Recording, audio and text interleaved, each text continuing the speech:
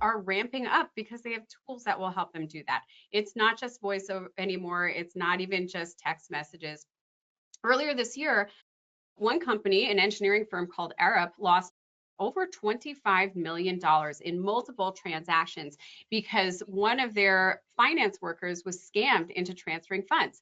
And they were actually pulled onto a Zoom call, and it looked like there were other employees at the company there, and that the executives were talking to, the CFO was talking to him and telling him to do things. But the reality was that these were deepfakes that were done with publicly available videos. So really scary. We also saw WPP, one of the world's largest advertising firms, almost got hit as well. Again, an executive, their CEO, has video out there on YouTube, and criminals were able to use that to make a deep fake. They called a bunch of executives onto a Teams meeting in this case, and the fake CEO asked them to set up a new company to transfer some funds. And of course, that was a little sketchy, and it sounds like the deep fake might have been a little sketchy, and it didn't quite work, but this is the beginning. We're at the dawn of the AI era, and it's only going to get worse. So again, watch out. Think about how you authenticate people internally. How do you know that's really the CFO, or how do you know that's really one of your coworkers? We can't rely on the sound of people's voices anymore, as we've done instinctively up to this point. Matt, do you want to talk a little bit about Retool and how they were targeted? Yeah, I'd love to. So Retool was the target of a voice scam, and this was a scam that was actually aimed at getting access into the company's infrastructure in the first place. Hackers used phishing to initially trick the employees, and then they used a cloned voice to actually call in and get passwords reset. They were then able to go in and manipulate Retool's Okta portal, steal credentials from there, and this allowed them to gain kind of full access into the Retool network at this point. It's very, very similar to kind of what we saw happen with MGM and with Caesars last year when they suffered their massive, massive ransomware attacks. Things like your help desk are targets of these kind of attacks, and the fact that we can now add in that layer of complexity, that voice that someone actually recognizes, calling in and asking for a password or an MFA token to be reset or something like that, just makes this that much harder of an attack to stop. So as Sherry mentioned, you need to have very, very solid procedures in place for how you authenticate people over the phone. Even if their voice sounds very, very similar to what you would expect, we need some extra layer of authentication there. You know, one thing that's really concerned me a lot is that up until now, scammers that aren't native English speakers have really been limited in their voice scamming tactics. They're not going to be the ones to call the IT help desk. And now that we have voice cloning and generative AI that can feed into it, they can sound like a native English speaker and adapt to the questions that are being asked. So this is really going to open the door for attacks from all over the world, which is really scary. This intrinsic limitation is no longer going to exist once these tools are widespread and a little bit more mature. So what can hackers do? We've already seen that they can pretend to be the CEO, they can pretend to be the CFO or other executives. I mean, I think that's already the most common type of scam that we see. But don't be surprised if they also pretend to be just Joe Schmo coworker. Because sometimes, remember, especially if they've broken into your email, they get the lay of the land, they know who's who.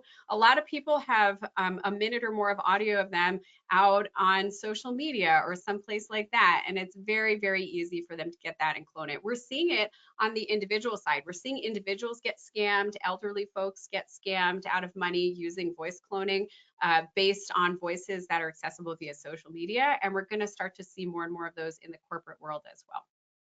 They can also pose as customers and try to extract account information, or depending on your industry, patients, students.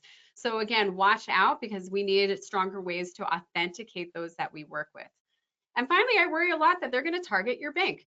So they might pose as you or your finance team and try to scam your bank into moving funds on your behalf, into opening accounts, whatever it is that they're trying to do. So that's why your bank has fraud prevention procedures that sometimes might feel like an annoyance, but are actually extremely important to protect you, and honestly couldn't be more important. These things are only ramping up. So what can we do to protect ourselves? Well, first of all, we have to carefully verify callers. And how do you verify callers in a world of deepfakes? A really simple and low-tech way to do that is just to call people back using a number you have on file. We can't rely on caller ID, but you can rely on the numbers you already have programmed into your phone or that are accessible through your internal systems, for the most part. So when in doubt, say, hey, I got to call you right back. click, and then call them back using a number you have on file. You can be pretty subtle about that. Be very careful using knowledge-based authentication. So much information has been stolen these days that if it's possible to steal it, assume that it is. Unfortunately, the criminals have your social security number, your driver's license number, your date of birth, your mother's maiden name. They know what car you've driven. They've hacked data brokers and they've stolen all the security trivia about you. They probably know your first pet's name and your second pet's name and so on, things you never expected to get out. So watch out.